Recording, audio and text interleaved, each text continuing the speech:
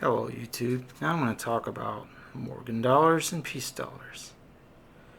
1878, first year of issue. Morgan dollars and peace dollars aren't really stacked coins because they carry a premium over their melt value. This one's fairly nice grade. In 1878 they had 8 tail feathers and 7 over 8, and this one's just a 7 tail feathers. I made several different varieties that year in mint marks. Carson City. This one's worn a lot, but at Carson City. AG means it's not even good enough to be a good coin, which would be AG4. This AG means, or not AG, but G4, good. The mint marks right there on these, it's 2 C's, but this is so worn that it ain't gonna, one of these that ain't worn real bad, it's gonna run into hundreds of dollars. Probably. I don't remember exactly. Like a MS Mint State one, it's going to be, most Carson City Mint State ones are $200 or $300 the cheapest, and some of the less common date ones are a little bit more. And the S Mint, God, I love S Mint coins, and it includes these. The S is right down there. Well, this one's fairly high grade, does not have much wear on it. It's a beautiful coin.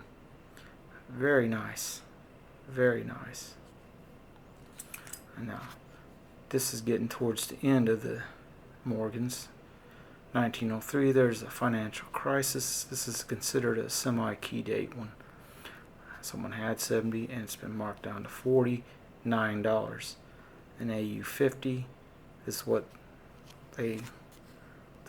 whoever put it in this thought it was, and I'm not going to really totally disagree with it.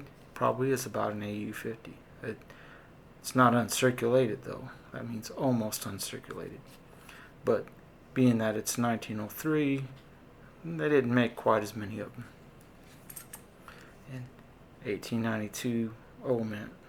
Now it almost looks like someone wrote D, but there's no Denver Mint ones from the 1878 to 1904 run. The only Denver Mint Morgan dollars is the 1921 one. So this is a New Orleans Mint, and it's a kind of a nice conditioned coin. By 1892 there would be a financial crisis that ran through 1893, 4, and 5, and in those years the mintage on Morgans is quite a bit lower than the years previous, where some of the early ones they might have made 5 or 10, 15 million almost in lots. Here's an 1882S, very nice. It's very high grade. It might even be MS 60, 61. I don't know. The wear's very minuscule, if any. Bag marks basically. But it's a really nice coin. $42. It carries a pretty heavy premium. Last I checked a few days ago, 90% Morgan and peace dollars like these carried a melt value of about $20 and change. At $42, you're paying a premium over it quite large, but it's a collectible type coin in high grade. Now, if this was just anything other than Carson City, this price on this would probably drop to 30, maybe even less than that. It's heavily worn. They would call it a coal even if you're buying them from a dealer that sells them in bulk.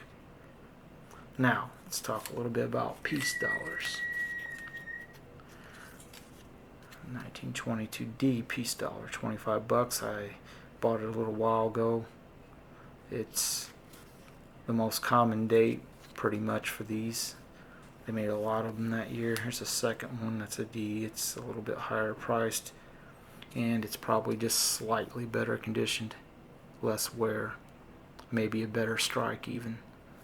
But it's the Peace Dollar, the Eagle's just sitting there on a stump, a mound of dirt, rock, whatever it is, and that's what the design looks like. And as the years went by, they only made these from 21 to 1928, and then stopped making them in the Depression until the middle of the Depression in 34 and 35. They came back and made 2 more years of them. But I have a 27 one right here. It's kind of nice. It's a lower mint year, $36. It's carrying a nice premium over its melt because there just wasn't that many made that year. The 1928 and 21 issue years are a little harder to come by. The 21 only made in December, and it wasn't cheap. The last one I saw in a coin shop carried a price of $95, and the 28 one was like $142 or something. This is a 34S, the first year back for a couple years. Mint marks on these are right here, and it's not horrible. It's got some toning and wear, but it's not a bad coin. Well, this 35S though has more wear and it looks like a general pitting all over it, and it's $30 coin when I bought it, and that's still about $10 more than the amount of silver in the coin. They're like, and here's a 35 that was $27. It's, I don't know, a little more worn maybe than this one. Maybe not.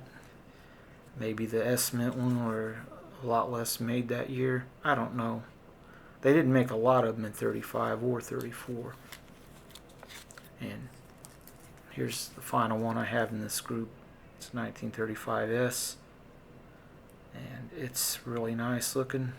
Not much wear. The mint mark's over here. And it's got a tone spot there, something. Who knows what it is. Dirt or toning. I'm not popping it out of this and trying to clean it. Don't clean these kind of coins at all, because if it's any value to it, once you start cleaning it, you start knocking some of the layer and details off, and the coin dealer's going to say, you cleaned this coin, didn't you? You don't want to clean them. There's no need to. So it's a fairly nice looking coin though, and I was happy to be able to buy it even though it was $40. It's just too nice to turn down. I mean, this 35S, look at it again, and then pick this one up and look at it. You can see this one's toned a lot and it's worn more. And you know, generally speaking though, a lot of people did not even want these coins.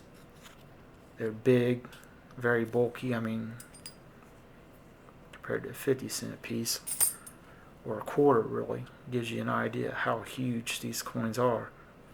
They're 0.77 something ounces of silver in each one of these, so a stack of these is pretty heavy, but they are nice coins. I was fairly happy to be able to buy them, and that's pretty much all there is on these. I mean, sometimes you can find them as, like I said, online dealers will have some that are any date, just random date, and they say coal, which means they've been circulated, and they're common date ones that nobody's going to pay very much for them, and they're usually cheaper. But you know, I prefer to get ones that look nice most of the time if you can. And in my Peace Dollar collection, I'm missing the year 28 and 21 to have a year set, one coin from any mint each year of the mintage. And on the Morgans, they ran from 1878 to 1904, and then again in 21. I have all but 2 years of these, and the 1893 and 95 are the years I don't have. And the reason is they are very expensive compared to these. They did not make very many of them.